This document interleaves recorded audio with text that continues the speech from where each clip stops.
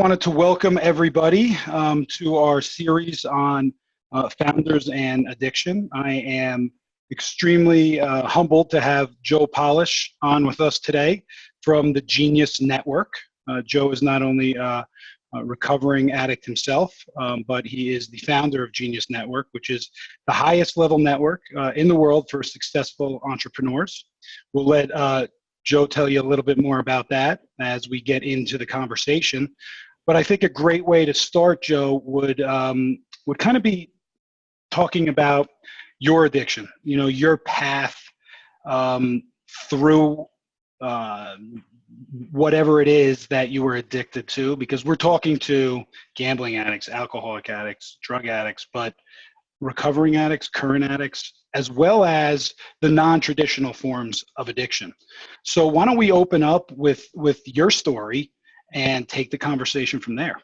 Yeah, sounds good. And I'll try to do the short version of this, which this whole story could take, 3 hours if I wanted to. So in a nutshell, I believe that addiction is a response to trauma. And so I have to look at what happened early on in my childhood, which ended up later in life becoming manifested as what we call addiction. And so my mother was a former nun, and she left the convent because she had gotten ill. She met my father in church. They ended up getting married. She ended up having 2 children. I have an older brother, 4.5 years older than me, and myself. And so when she was, in her late 30s, she was ill, and she died when I was 4 years old. She was 42 years old when she died, and she died of some type of stomach cancer. And so when I lost my mother, my father lost the love of his life. He was tormented. He was broken. He never recovered from it. He never remarried. And he was a locksmith, so we never made a lot of money. We weren't dirt poor, but we lived in trailers about half of my childhood.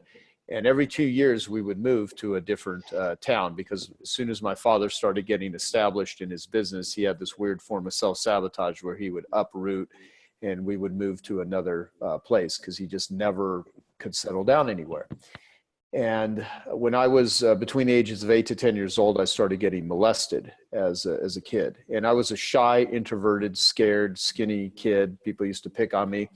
And when I was getting molested, I was paid to not say anything about it. And that left me with a tremendous amount of shame and confusion and feeling like a worthless piece of shit, basically.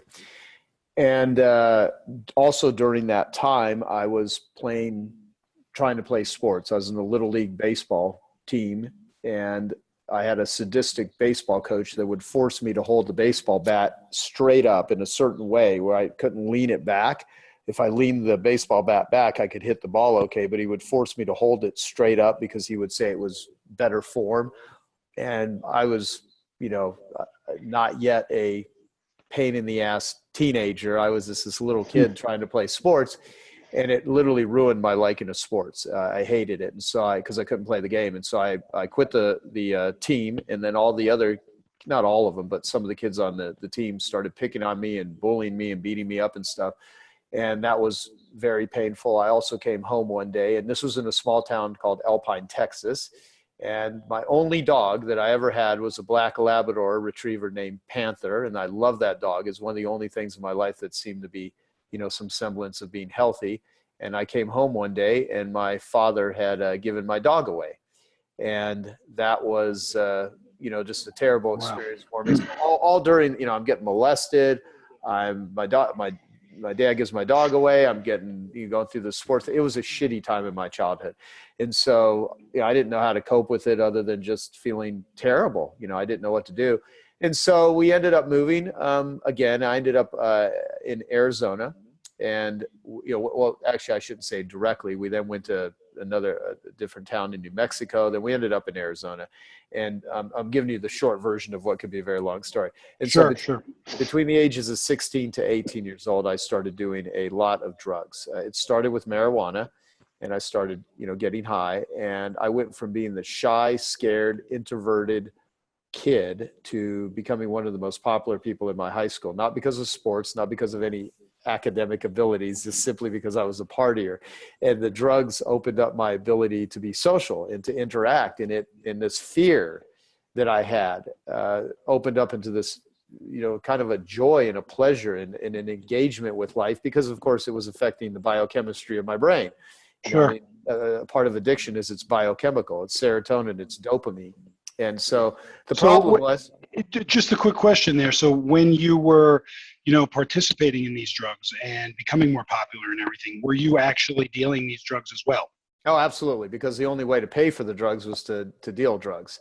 And Right. so, and any addict knows, like, your lifestyle and your friends and all of your circle of relationships center around the way that you're living.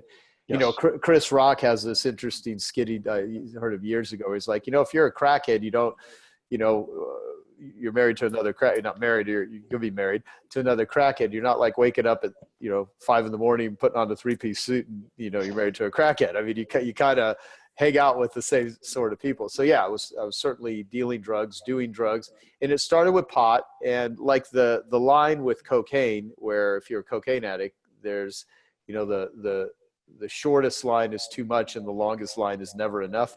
The problem with drugs is that there was no limit. I mean, I just couldn't get enough. So it started with pot. Then I started taking pills, speed, some types of amphetamines, smoking cigarettes, drinking alcohol, then taking acid, mushrooms, snorting cocaine, snorting crystal meth. And then in my worst state, when I was 18 years old, I started freebasing.